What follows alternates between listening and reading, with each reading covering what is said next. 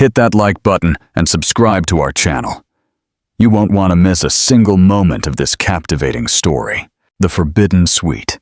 A janitor, a recluse, and a love unlocked. The cleaning cart squeaked like a wounded animal as Clara Bennett pushed it down the carpeted hallway of the Grand Imperial Hotel. An endless corridor of identical doors, all waiting for her small, calloused hands. Hands that told stories of effort, of deferred dreams, of dignity. She took a deep breath. First day on the executive floor. She couldn't afford mistakes. "Bennett, listen to me carefully." Her supervisor, Mrs. Harrison, looked at her like someone observing a stain on her impeccable uniform. "Executive suites have strict protocols. Guests pay fortunes for absolute privacy." Clara nodded nervously, fiddling with the hem of her pearl gray uniform. "Yes, ma'am, I understand." And most importantly, Mrs. Harrison lowered her voice to a threatening whisper. "Suite 3001 is off limits. No one goes in there, ever. Do you understand?" Something in the way she pronounced off limits sent a shiver down Clara's spine. "Why, is someone—" "Don't ask questions, Bennett. Just obey. You're not paid for curiosity here." Clara nodded again, swallowing hard. Curiosity was a luxury she couldn't afford, not with the rent overdue and her Grandma Rose's medicine waiting at the pharmacy. The hours passed in a succession of opulent rooms, Italian marble, crystal chandeliers, panoramic views of New York City that seemed straight out of a postcard, a world completely alien to her own. As she wiped the bathroom mirror in Suite 3004, her reflection returned a tired gaze. 25 years old, and she already felt the weight of the world on her shoulders. Her black hair was pulled back in a simple braid. Her honey-colored eyes, an inheritance from her father, the only gift he had left her before disappearing. She shook her head. No time for self-pity. She consulted her list. 3 more rooms and her shift would end. Suite 3005, 3003, and... She frowned at her own hurried handwriting. Was it a 2 or a 1? 3001, she murmured, trying to decipher her scribble. It must be 3002. Exhaustion blurred her vision. 14 hours on her feet were taking their toll. She pushed the cart towards the next door.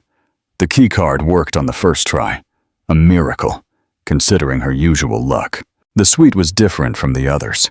Blinds almost closed, artificial gloom in the late afternoon.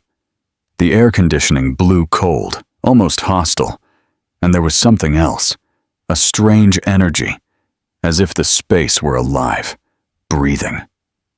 Clara turned on the light in the foyer. Her eyes slowly adjusted to the semi-darkness.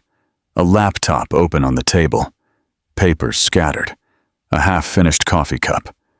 Unequivocal signs of occupancy. Her heart leaped. Had she entered the wrong room? She glanced quickly at the number on the door and felt the floor move beneath her feet. The forbidden room. Her first instinct was to flee, but it was too late. She was inside. And if she left now, would someone see her? Mrs. Harrison would know she had disobeyed. Maybe the guest has gone out, she thought, trying to calm herself. Finish quickly, and no one will know. She worked in silence, moving like a shadow, wiping surfaces, changing towels, picking up a shirt abandoned on a leather armchair. Her fingers lingered for an instant on the soft fabric, Egyptian cotton, expensive perfume, a story from another world. Without realizing it, she began to hum. An old lullaby Grandma Rose used to sing to her. The melody filled the space, dancing among the shadows like a restless spirit. "Arrorro, mi niño." She stopped dead. Something moved in the bedroom, an almost imperceptible sound, the creak of a floorboard. She wasn't alone. Time seemed to freeze. Each second stretched into infinity as the bathroom door slowly opened. A man emerged from the darkness, tall, barefoot, his black hair disheveled, as if he had just woken up. He wore linen pants and a simple white t-shirt that contrasted with his tanned skin. But it was his eyes that took her breath away. Dark, deep eyes that seemed to contain entire galaxies of sadness.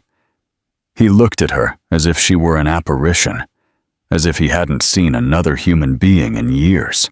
"Who are you?" His voice sounded rusty, like a door that hadn't been opened in a long time. Clara opened her mouth, but no sound emerged. The cleaning cart was the only thing standing between them, a ridiculously inadequate barricade. I'm so sorry, sir. I got the wrong room." He took a step forward. She took a step back. "How did you get in here?"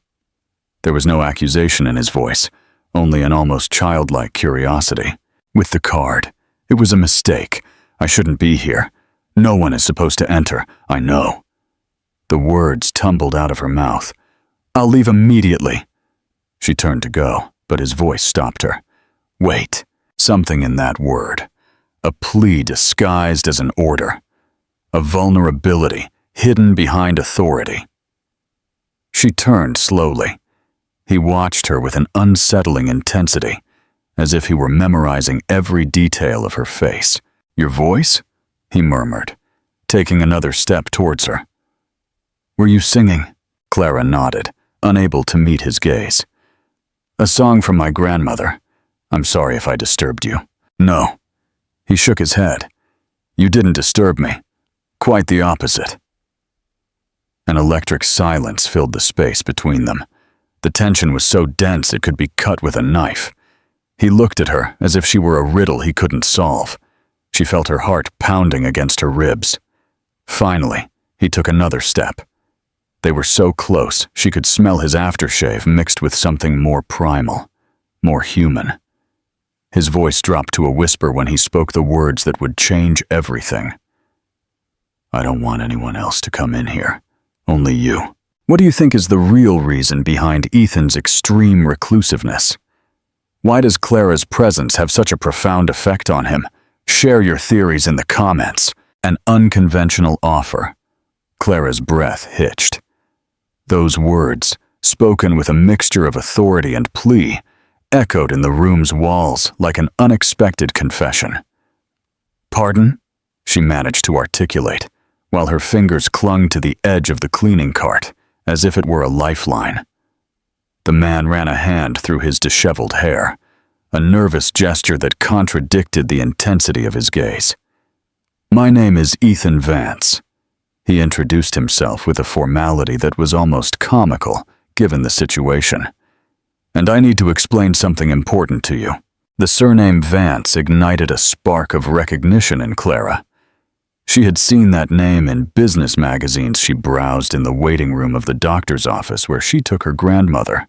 Vance Holdings, cutting-edge technology, incalculable fortunes.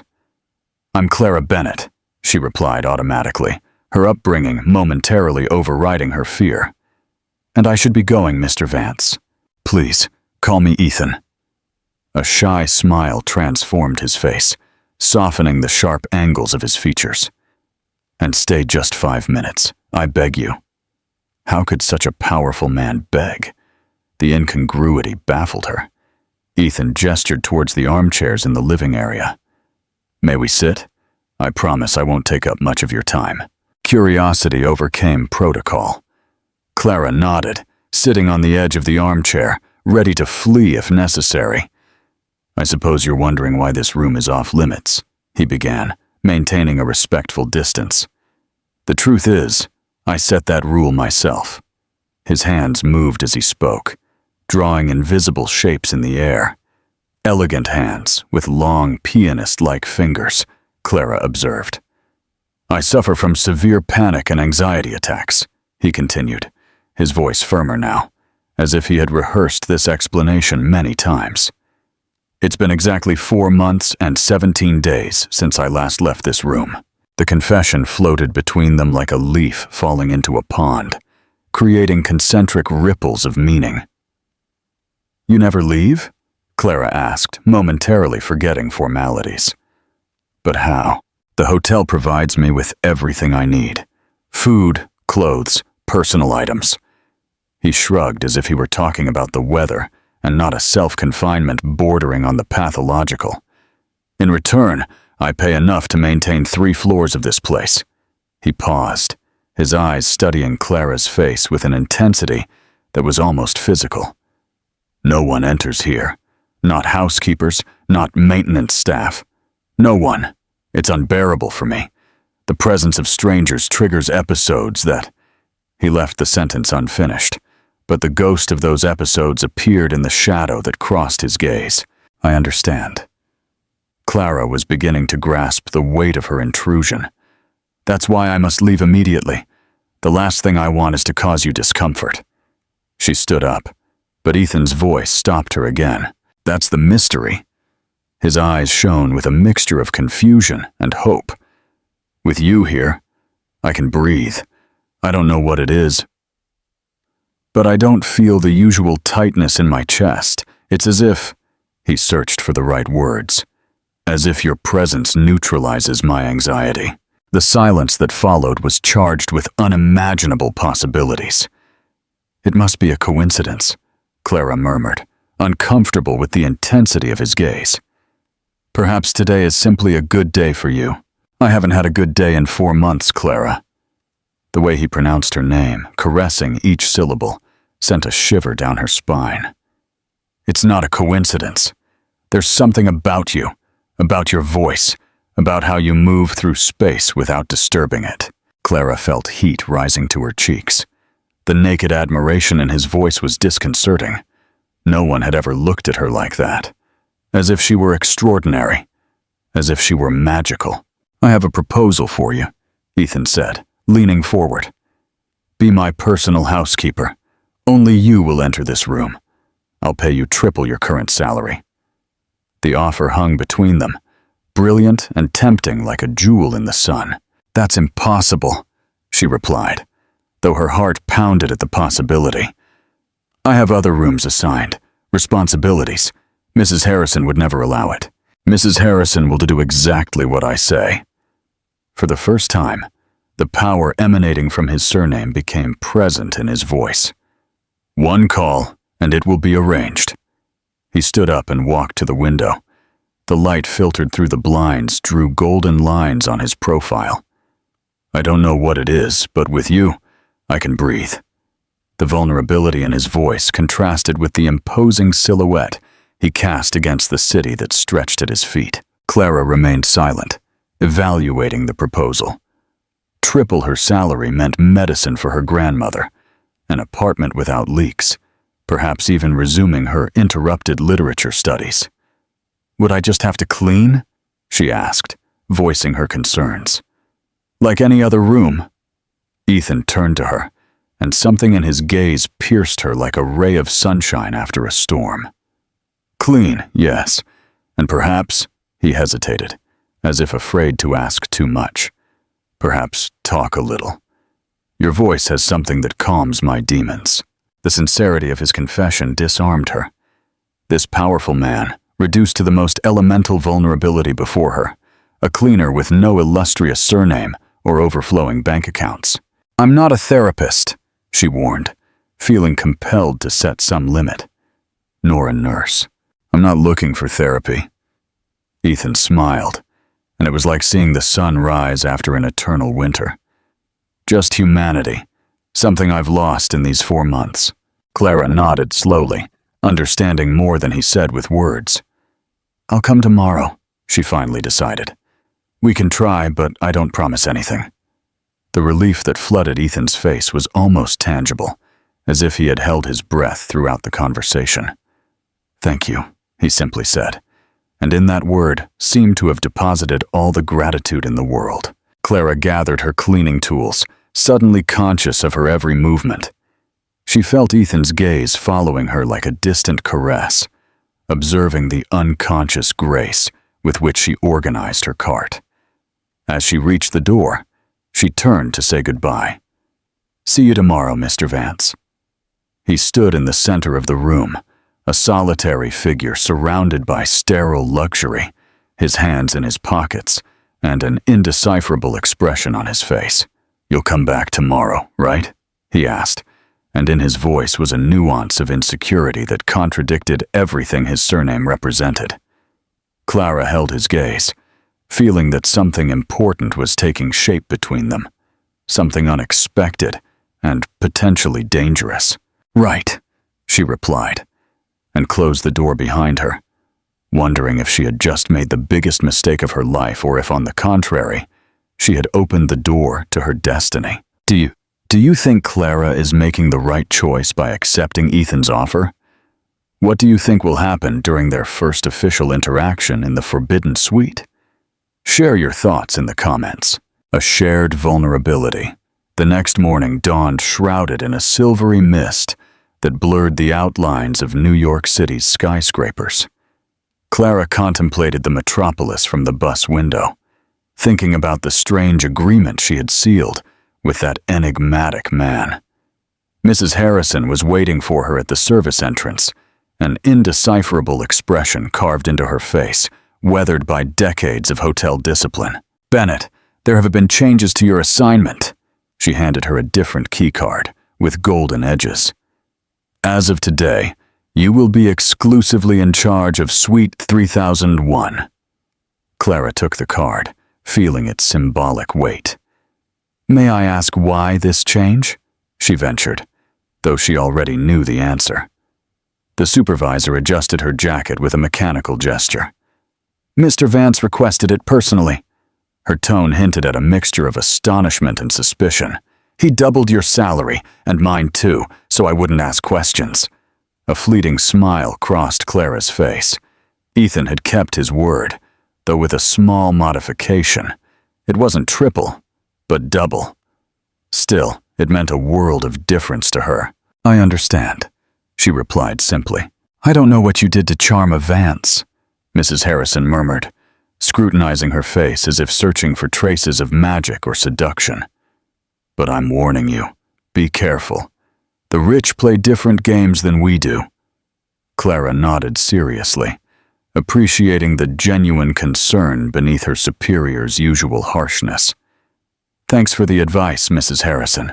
The 30th floor hallway seemed different today, less intimidating, more like a path to the unknown. Clara knocked on the door of 3001 before using her card, a gesture of courtesy towards the man who inhabited that space. "Come in," a voice replied from inside.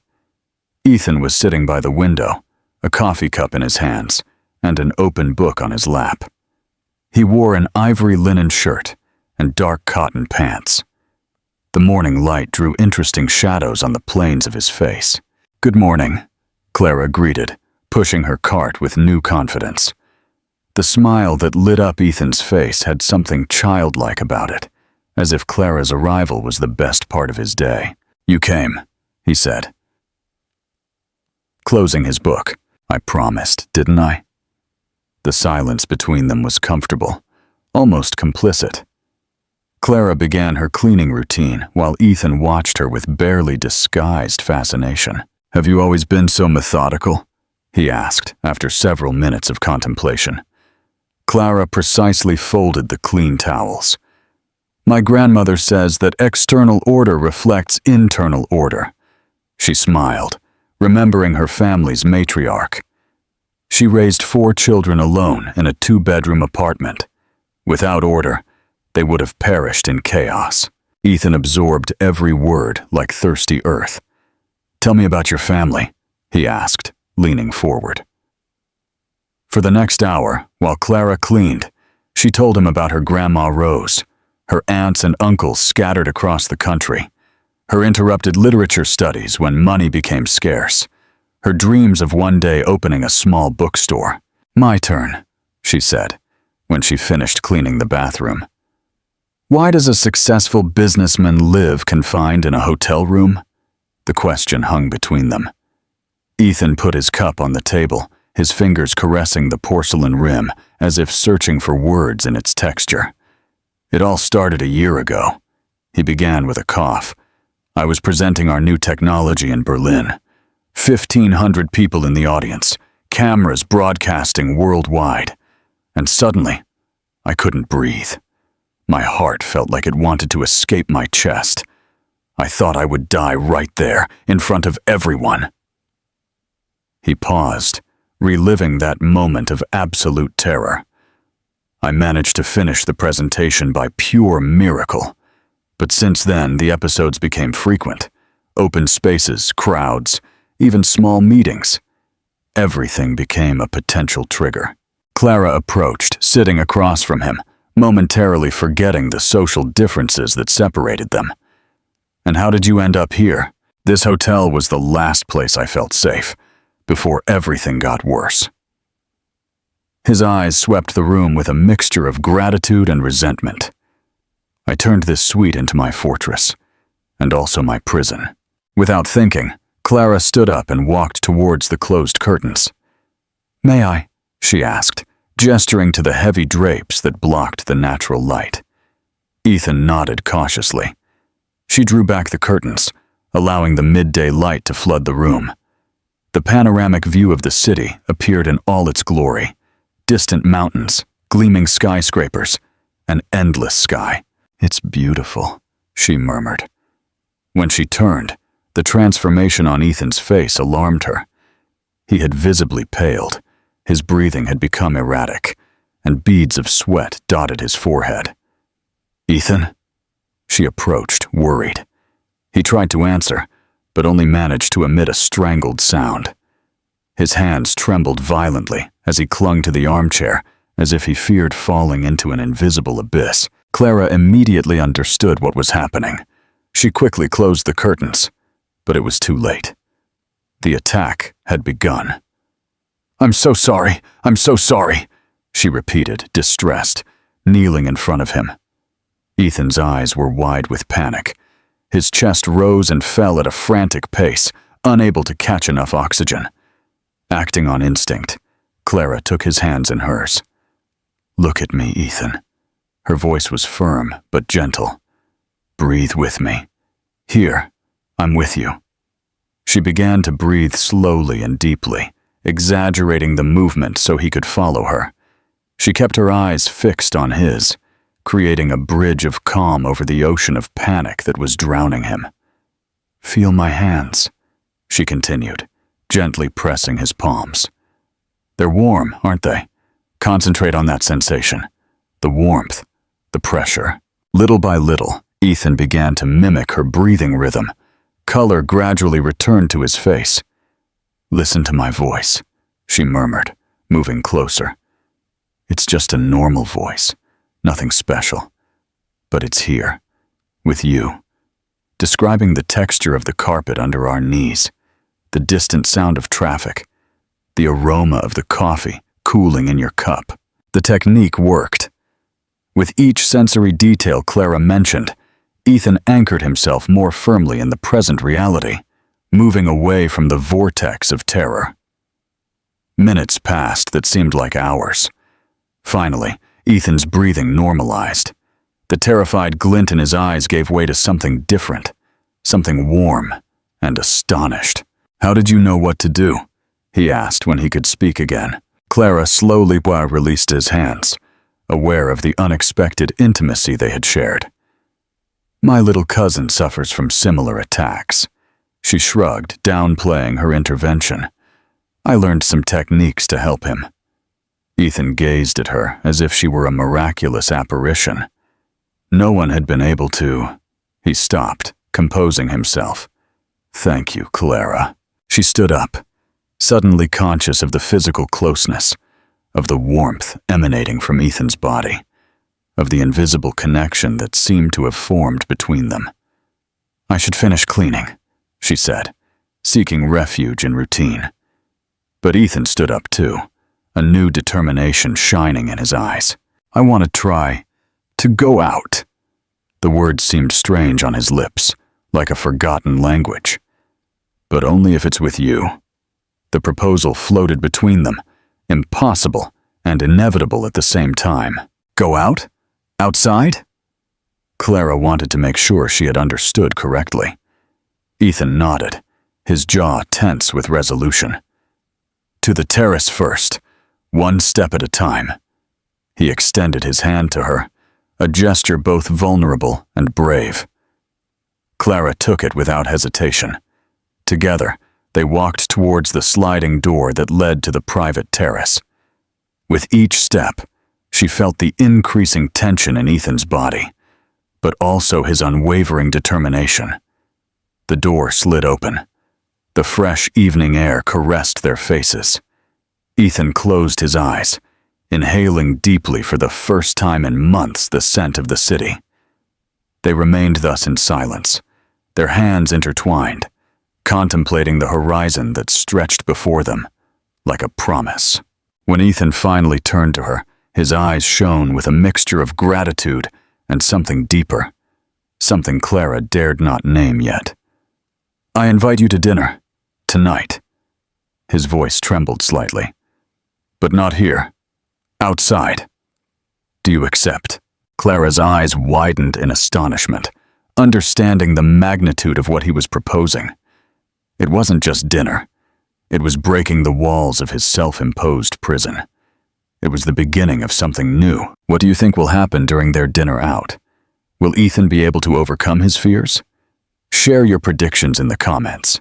A dance under the stars. In front of the chipped mirror of her modest apartment, Clara contemplated her reflection with a mixture of disbelief and nervousness.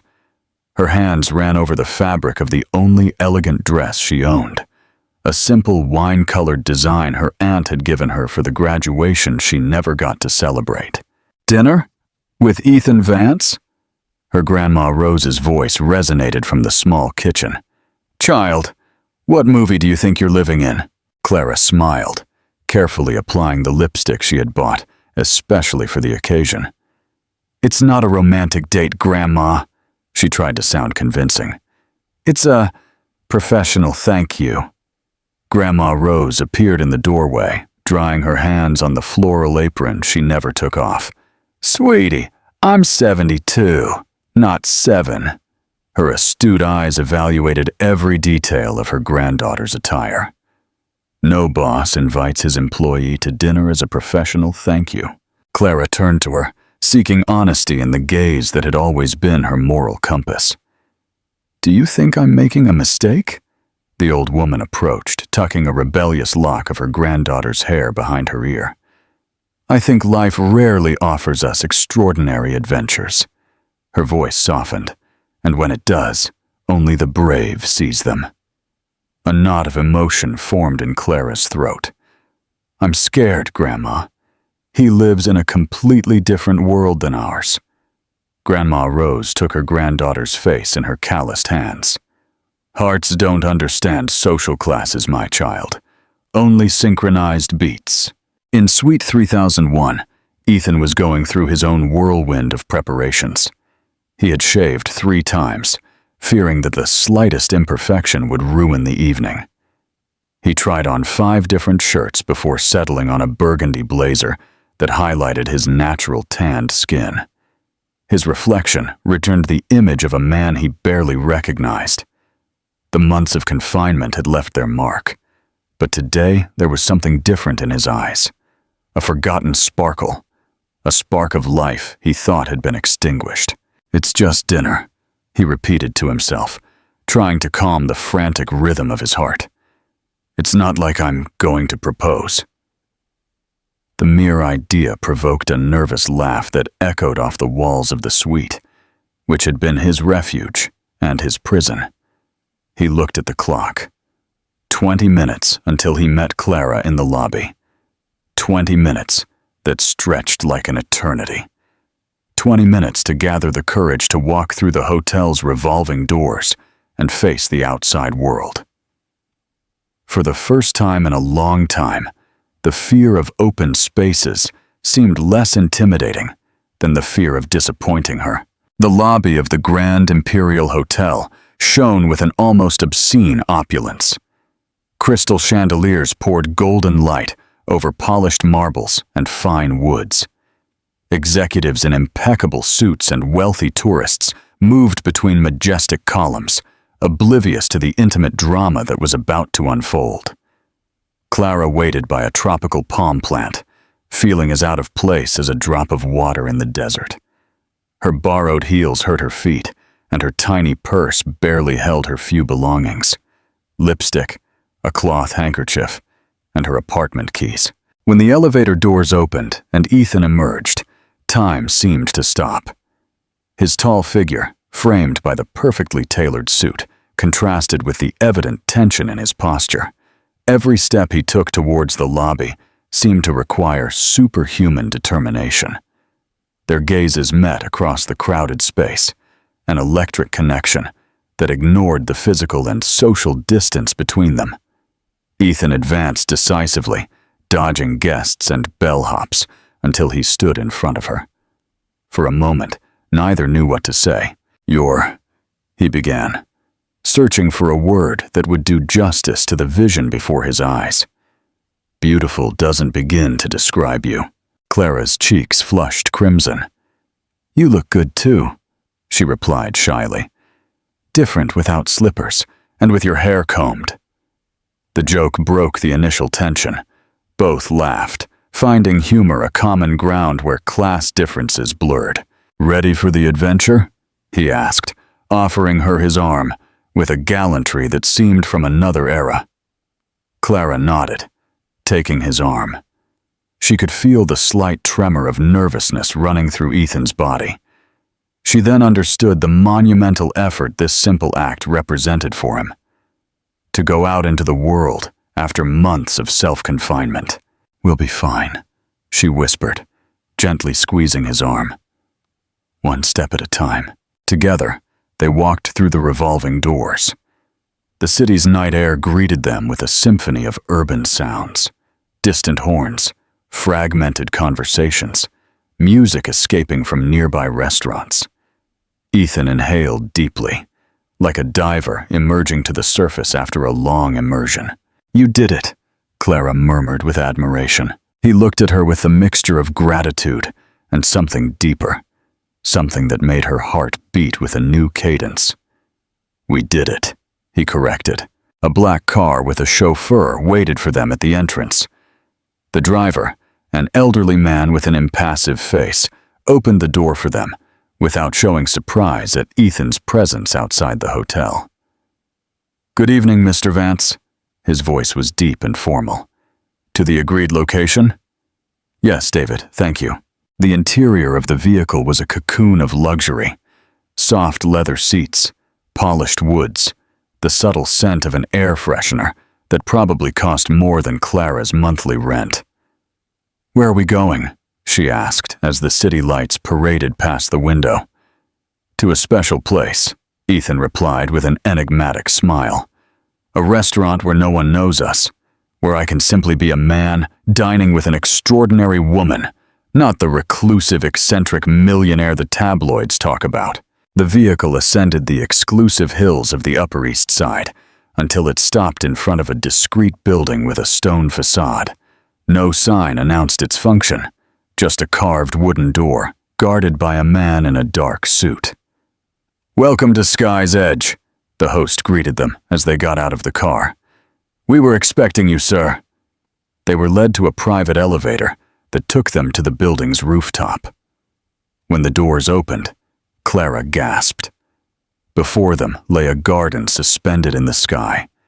Trees with tiny lights intertwined in their branches, tables strategically placed to ensure intimacy, and, above all, the most spectacular panorama of New York City Clara had ever contemplated. The metropolis unfolded beneath their feet like an ocean of dancing lights. It's magical, she whispered, unable to tear her gaze from the endless horizon. Ethan watched her instead of the scenery, marveling at the way her eyes reflected the city lights. I reserved the entire place, he confessed, as they were guided to a table located at the most privileged point on the terrace.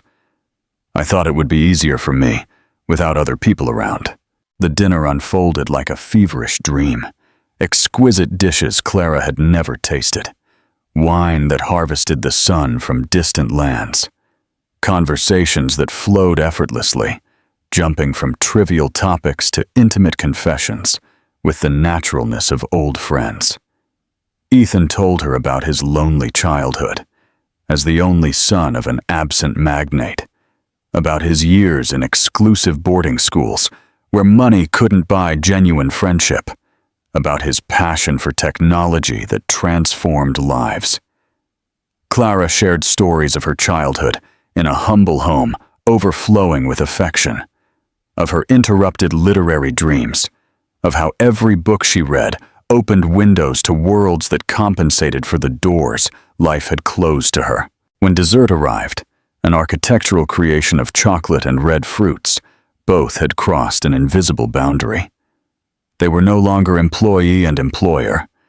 They were two souls discovering with astonishment the complementary constellations in their personal universes. "Shall we dance?" Ethan proposed, when a soft melody began to play from discreet speakers placed among the vegetation. Clara hesitated. "I don't know how to dance." "Just like that," she confessed, pointing to the elegance of the surroundings. "Neither do I," he smiled, getting up and extending his hand. "Let's improvise." Under the capital's starry sky, their bodies found a shared rhythm. Ethan's hands on Clara's waist, her fingers intertwined behind his neck, two silhouettes moving slowly, gravitating towards each other like planets in converging orbits. The music enveloped the moment in a bubble of intimacy, their faces closer and closer, their breaths mingling in the small space between their lips. Clara's heart pounded so hard she feared he could hear it. Ethan's eyes descended to her mouth, a silent question shining in his dilated pupils. Time condensed into that instant, the entire world reduced to the infinitesimal space between their lips. A sudden rumble tore through the magic of the moment. Lightning lit up the night sky, followed by the deep roar of thunder that seemed to shake the very foundations of the building. Large drops began to fall, first spaced out, then in a liquid curtain that blurred the city's contours. "Run!" Ethan exclaimed, taking her hand. Amidst laughter and gasps, they ran towards the elevator, getting soaked along the way. Clara's hair clung to her face. Ethan's shirt became transparent, revealing the outline of his torso. They reached their refuge just as the storm unleashed its full fury, transforming the night into a liquid canvas of silver and shadows. They looked at each other, panting, soaked and radiant, like two shipwreck survivors who have unexpectedly found a treasure instead of death. And in that instant, under the intermittent light of the lightning, both knew that nothing would ever be the same again. Do you think this unexpected moment will bring them even closer? What does this mean for Ethan's recovery and their future? Comment below. A kiss, a confession, a new beginning. The drive back to the hotel unfolded in a silence charged with electricity. Rain rhythmically pounded the car windows, creating a perfect soundtrack for the furtive glances they exchanged. Their damp clothes clung to their bodies, and the cold had painted a charming blush on Clara's cheeks. David, the chauffeur, kept his eyes fixed on the road with professional discretion, though occasionally his gaze drifted to the rearview mirror, where he caught fragments of a story he had seen develop many times. The inevitable gravitation of two people destined to meet. The Grand Imperial Hotel appeared imposing under the leaden mantle of the storm. Its warm lights pierced the curtain of water, promising refuge from the downpour. "We've arrived, sir," David announced, stopping the vehicle under the entrance canopy. Ethan nodded, keeping his eyes fixed on Clara. "Thank you, David. You may leave." The chauffeur got out to open the door for them, holding a black umbrella that was unnecessary, given the state they were already in. The night lobby revealed a more intimate and serene version of its daytime splendor. The reduced staff barely glanced at them as they crossed to the elevators, leaving a damp trail on the immaculate marble. The elevator doors closed behind them, enclosing them in a capsule of forced intimacy. The mirror at the back multiplied their soaked silhouettes. She, with her makeup slightly smudged, her wine-colored dress transformed into a second skin. He, with his hair disheveled, falling over his forehead, his shirt transparent over his torso. Clara pressed the button for the 30th floor with trembling fingers. The elevator began its silent ascent, marking each floor with a discreet chime that kept pace with their accelerated heartbeats. "It was the best night of my life," Ethan confessed, his voice hoarse, breaking the silence. Clara looked up, meeting his eyes in the mirror's reflection. "Mine too," she replied with an honesty that surprised even herself. When the elevator stopped, neither moved immediately. They remained suspended in that moment, as if they feared that by leaving, the magic of the night would vanish like a dream at dawn. Finally, they walked down the carpeted hallway until they stopped in front of the door to Suite 3001. Ethan took the keycard from his pocket, but before using it, he turned to her. "Thank you," he said simply, "for giving me the courage to go out, for showing me that a world exists beyond these walls." Clara smiled, aware that they were standing exactly where everything had begun, where their destinies had intertwined by a fortunate mistake. "It wasn't me," she replied, tucking a damp lock behind her ear. "The courage was always inside you." Ethan took a step towards her, eliminating the cautious distance they had maintained during the return. His hand slowly rose to brush Clara's cheek with a reverent delicacy. "I don't want you to leave," he murmured, and in his words there was both a confession and a plea. Clara's breath hitched. The entire world seemed to have paused its rotation, concentrating all its existence in that hallway, in that precise instant. "I won't leave," she replied, and her voice sounded different, deeper, laden with an irrevocable decision. What happened next was inevitable, like the tide, like dawn after the darkest night. Ethan's lips found hers in a kiss that began with the softness of a question and quickly transformed into the urgency of a long-awaited answer. Their hands intertwined in each other's wet hair, their bodies eliminating any remaining space between them. The keycard fell forgotten onto the carpet as Ethan gently pressed her against the door, deepening the kiss with a passion that belied his months of isolation. Clara responded with equal intensity, releasing emotions she didn't even know inhabited within her. Every caress, every broken sigh, every frantic beat of her heart told her that this was real, that this was true, that this was inevitable. Ethan pulled away just enough to pick up the card and open the door. The suite received them in semi-darkness, illuminated only by occasional lightning flashes that drew ghostly silhouettes on the walls. Time acquired a liquid quality as they moved through the room, stopping occasionally to rediscover each other in increasingly deep kisses. Ethan's hands ran over Clara's back with veneration, as if he were memorizing every curve, every texture, every secret of her body. She, for her part, explored never-before-traversed territories, the firmness of his shoulders, the softness of his nape, the warmth of his skin under the damp shirt she now unbuttoned with inexplicably steady fingers. The rain continued its percussion against the windows, providing a perfect soundtrack for their intimate dance. When they finally reached the bed, Ethan paused, holding Clara's face in his hands. "Are you sure?" he asked, his eyes searching for any hint of doubt in hers. Clara responded by kissing him again, a kiss that contained all the certainty that words could not express.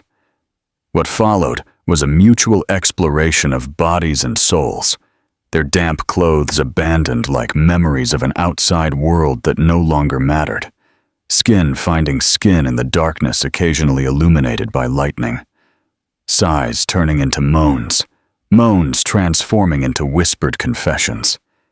Ethan adored her with every caress, with every kiss, with every word murmured against her skin.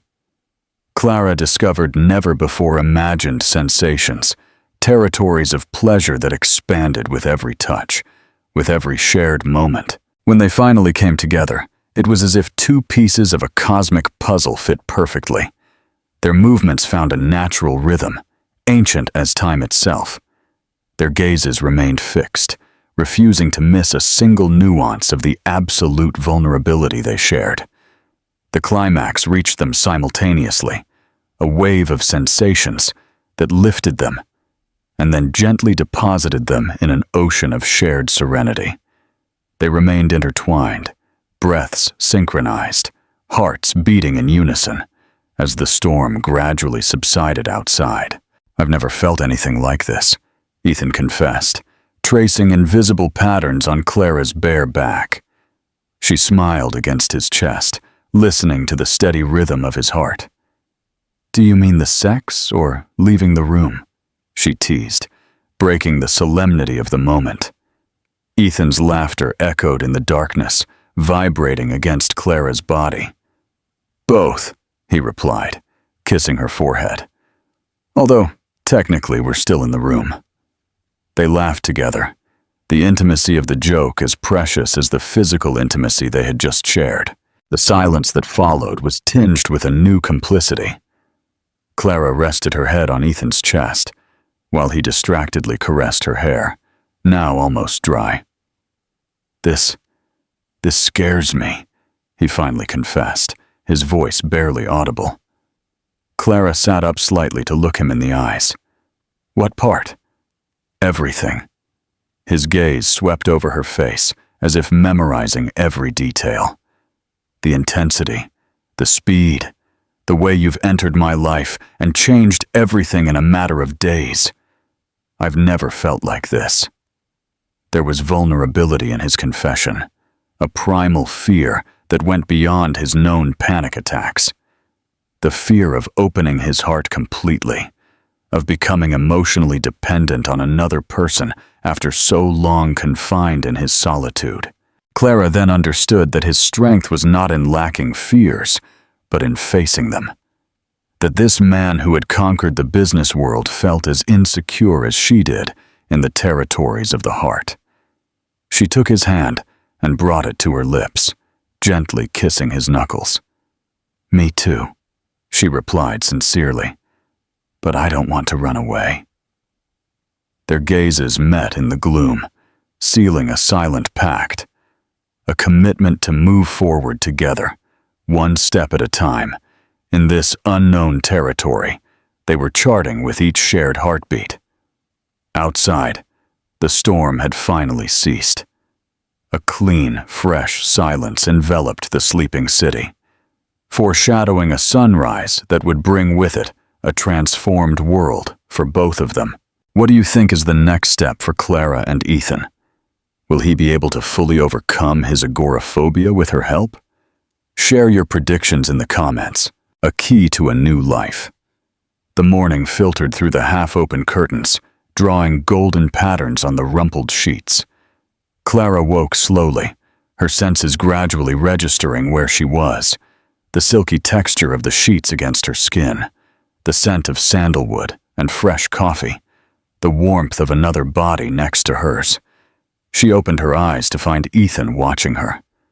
The vulnerability in his gaze contrasted with the strength of his features, chiseled by the morning light. "Good morning," he murmured, tracing the outline of Clara's face with his index finger. "Do you know how long I've been watching you?" She smiled, allowing herself to enjoy the intimacy of the moment. "Since dawn? Since I met you." The simplicity of his confession moved her more than any elaborate romantic declaration. She leaned in to kiss him gently, marveling at the naturalness with which their bodies fit together. "I should go," she whispered against his lips. "My grandmother will be worried." Ethan nodded, though his arms tightened around her. 5 more minutes, he negotiated with a mischievous smile. "The outside world can wait." Those words, spoken lightly, triggered a subtle change in his expression. The familiar shadow of anxiety crossed his face like a fleeting cloud darkening the sun. Clara noticed it immediately. She had learned to read the precursors of his episodes, the almost imperceptible rigidity of his shoulders, the way his breathing became deliberately controlled, the slight tick in his jaw. "Ethan?" she asked softly. Sitting up, "Are you all right?" He tried to smile, but the gesture didn't reach his eyes. "It's just an intrusive thought," he replied, rubbing his chest distractedly. "It will pass." But Clara knew it wouldn't pass on its own. She sat up completely, taking Ethan's hands in hers. "Tell me," her voice was firm but caring. "What's going through your mind right now?" Ethan exhaled slowly, as if he were evaluating how much he could expose his vulnerability. "It's absurd," he began, avoiding her gaze.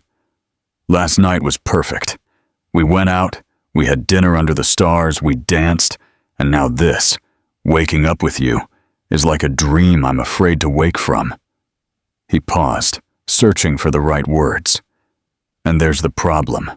A part of me is already anticipating the moment when everything falls apart, when you realize who I really am. A broken man, too cowardly to face the world without paralyzing." The brutal honesty of his confession created a dense silence between them. Outside, the city woke with its usual urban symphony. Impatient horns, vendors hawking, life flowing in all directions. Clara processed his words carefully before responding. "Do you know what I see when I look at you?" she finally asked. "I see a man who, despite his fear, left this hotel last night for the first time in months, who danced under the stars, even though every cell in his body screamed to run and hide." Her fingers caressed his cheek, rough with nascent stubble. "Courage is not the absence of fear, Ethan. It's acting despite it." A solitary tear escaped Ethan's left eye, tracing a wet path until it disappeared at the corner of his lips. "But what if I fail again?" he whispered, barely audible. "What if I fall into that dark pit again and drag you with me?" Clara wiped that tear with a soft kiss. "Then we'll get up together," she replied simply. "One day at a time, one step at a time." The moment was interrupted by the insistent ringing of Ethan's phone. After a brief conversation, his expression transformed. "It was David," he explained after hanging up. "Grandma Rose called reception, asking about you. They're worried." Guilt shot through Clara like an electric current. In the magic of the previous night, she had completely forgotten to tell her grandmother she wouldn't be home. "I have to go," she said, sitting up quickly. "My grandmother must be imagining the worst." She looked for her dress, still slightly damp, scattered in some corner of the room. Ethan watched her with a mixture of admiration and melancholy, as if every movement that pulled her away from the bed was a small goodbye. "I'll be back this afternoon," she promised, guessing his thoughts. "I'm still your official housekeeper, remember?" The smile that lit up Ethan's face was like a miniature sunrise. "I'll be waiting for you." As Clara finished getting dressed, Ethan got up and walked to the desk. He took a small notepad and scribbled something quickly. "Here," he said, handing her the folded paper. "My private number, in case you need anything before you come back." The gesture, so simple and yet so significant, moved Clara. That number represented a bridge between their worlds, a connection that transcended the walls of the Grand Imperial Hotel. They said goodbye with a kiss that contained unspoken promises. When the door closed behind her, Clara leaned momentarily against the polished wood, dazed by the intensity of the last 24 hours. Her return to reality was like a cold shower. The crowded bus, the suffocating heat, the curious glances of the neighbors seeing her arrive in the same dress from the night before. Her everyday world now seemed like an alien set, as if she had irrevocably changed while everything else remained static. Grandma Rose was waiting for her in the tiny living room, her astute eyes evaluating every detail of her granddaughter's disheveled appearance. "I was about to call the police," she said by way of greeting, though the relief in her voice belied the severity of her words. "I'm sorry, Grandma," Clara replied, hugging her. "I should have called." The old woman returned the hug briefly, before pulling away to examine her better. "You have a different glow about you," she observed, narrowing her eyes. "Should I make some herbal tea?" Clara blushed to the roots of her hair, understanding the veiled insinuation about possible, unwanted consequences of the night. "Grandma?" she exclaimed, mortified. It wasn't." Grandma Rose raised a hand, stopping her rushed explanations. "You're 25, sweetie, and you have the eyes of a woman in love." The word "in love" floated in the air like a newly released butterfly. Clara didn't try to catch it or deny it. It was too soon, too fragile to subject it to scrutiny. As she showered, her thoughts constantly returned to Ethan. He'll be okay. She had managed to keep his inner demons at bay, but the separation, though brief, caused her an irrational uneasiness. No sooner had she finished dressing than her phone vibrated with a message from an unknown number. "You are my calm and my storm. I miss you already." The words etched themselves onto her heart like fire on ice. She quickly typed a reply. "And you are the place where I want to stay." When she returned to the hotel that afternoon, the receptionist stopped her before she could head to the elevators. "Miss Bennett, Mr. Vance left something for you." She handed her a creamy envelope with her name written in elegant calligraphy. Inside, she found an antique, ornate bronze key, along with a note. "Tonight, 20th floor terrace, 8 p.m. The key opens my heart and our future. Will you come?" Clara pressed the key against her chest, feeling its symbolic weight. It wasn't just an invitation to a date. It was a proposal, a leap of faith into the unknown. She went up to the 30th floor, her heart pounding against her ribs. Upon opening the door to 3001, she found the suite empty.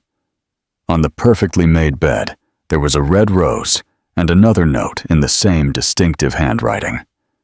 "I'm out. Business meeting in person. First day without walls. Every step I take outside carries your name. Every breath reminds me of you." Clara sank onto the bed, absorbing the magnitude of what those lines meant. Ethan had gone out. Not just to the hotel restaurant, not just to the terrace. He had returned to the outside world, facing his deepest fears. And he had done it for her, for them. As she caressed the velvety petals of the rose, a crystal-clear certainty formed within her. No matter what happened that night on the terrace, her answer was already decided. She was ready to take the next step, to build a permanent bridge between their worlds. She was ready to move in with him. What do you predict will happen on the 20th floor terrace? Will Clara move in with Ethan? What do you think about Ethan's journey in overcoming his fears? Tell us in the comments. Unlocking a shared future. The mirror in her small apartment bathroom reflected an image Clara barely recognized.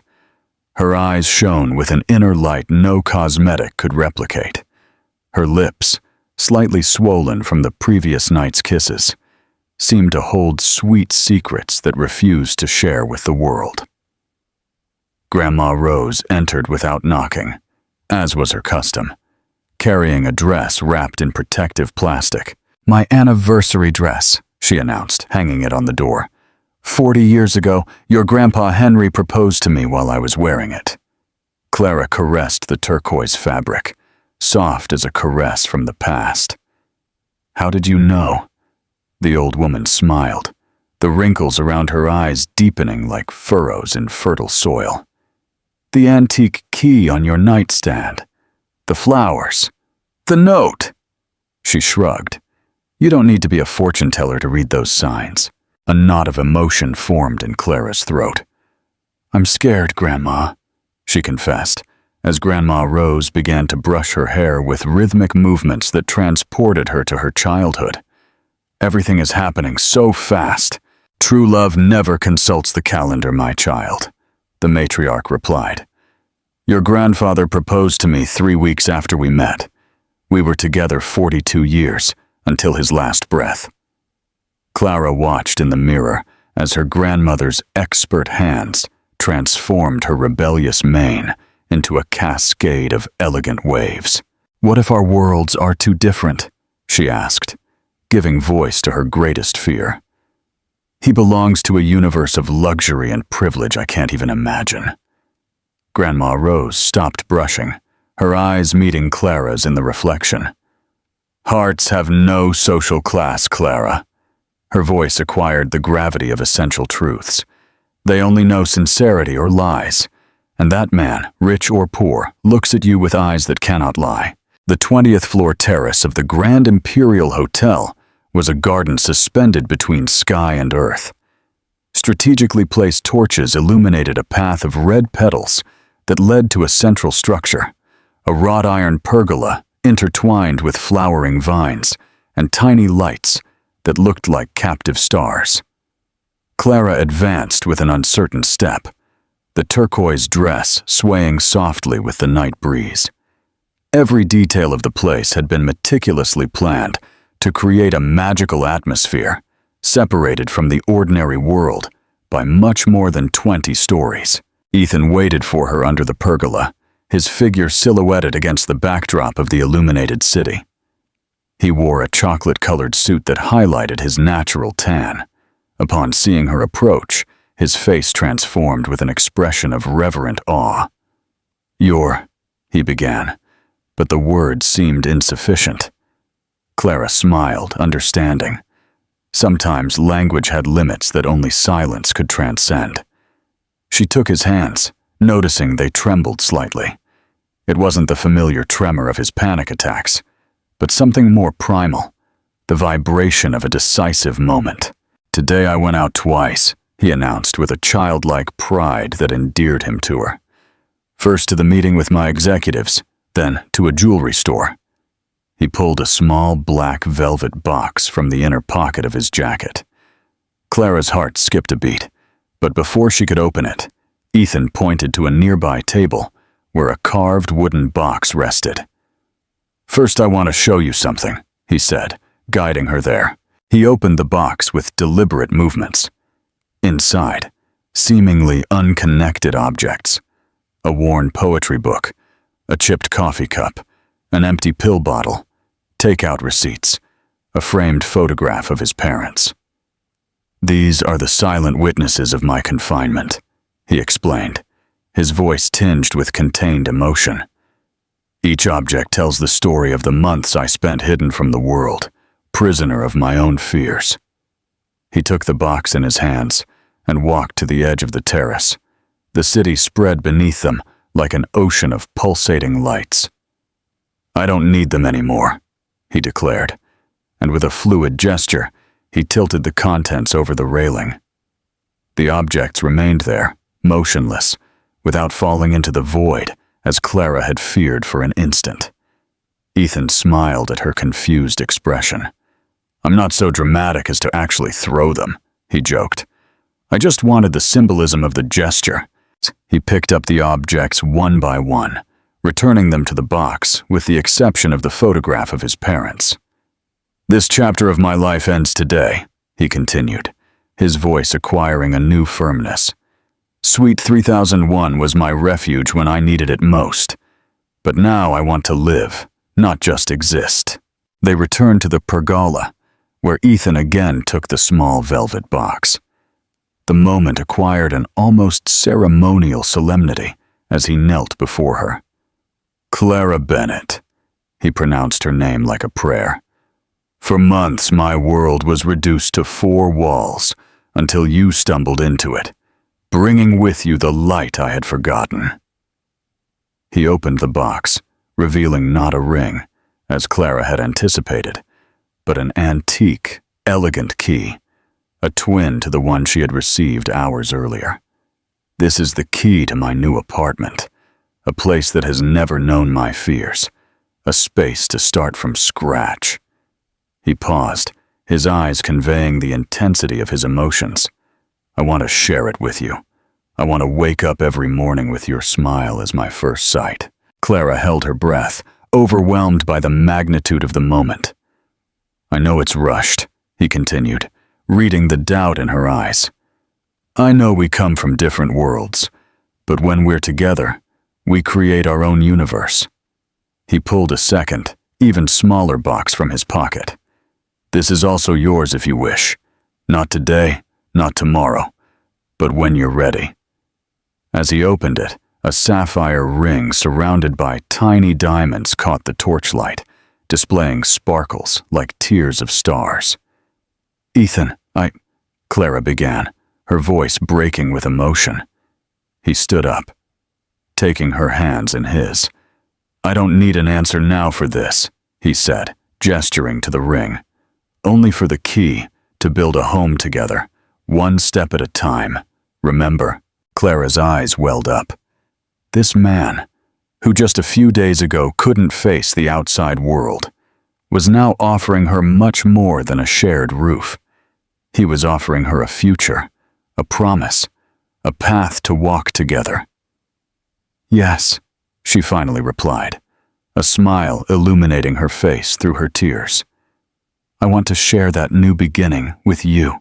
Ethan enveloped her in a hug that seemed to want to merge their souls. When they separated, he pulled a third key from his pocket. This is the key to Suite 3001, he explained. The place where we met, where my life changed forever. He placed it in Clara's palm with a ritual solemnity. This room saved me, but you freed me. It's yours if you want. Or do we leave it behind, together? Clara contemplated the key, feeling its historical weight. Each object told a story. The antique key symbolized their future, the ring a promise, and this one, the memory of an encounter that had rewritten their destinies. We leave it behind, she decided, intertwining her fingers with Ethan's. But we'll never forget where our story began. As if responding to her words, the city lights seemed to intensify, creating a spectacular backdrop for the moment. Ethan looked at her with a mixture of adoration and gratitude that transcended the conventional language of love. He knelt again, this time taking the ring box with renewed determination. Clara Bennett, his voice firm now, without a trace of the previous tremor. I don't want you to be the woman who comes to clean my room. I want you to be the woman who cleans my fears, my days, and who messes up life together. The implicit question floated between them, wrapped in the perfect metaphor that connected their past with their future. Yes, she replied, with the absolute certainty of one who recognizes her destiny. I want to mess up life with you, Ethan Vance, every day, every moment. The ring found its place on her finger, as if it had been created specifically for her. Ethan stood up and kissed her with a tenderness that contained promises of passion, companionship, and shared adventures. Above them, the night sky unfolded its starry mantle. Beneath their feet, the city pulsed with millions of intertwined stories. And between both infinities, two people who had found in the other not only love, but also the key to unlock the doors that fear had closed. Clara and Ethan's story had just begun, but it had already rewritten the definition of what it meant to be truly free. It wasn't the absence of walls, but the presence of the courage to tear them down together. And you? From what corner of the world have you been witnessing this dance between fear and love, curled up on your favorite sofa, or perhaps listening while commuting? Just as Ethan learned to open the doors of his heart, what forbidden doors are you ready to walk through in your own life? Tell us, what special key has this story given you? Because sometimes, we just need to stumble into the right room for our life to change forever.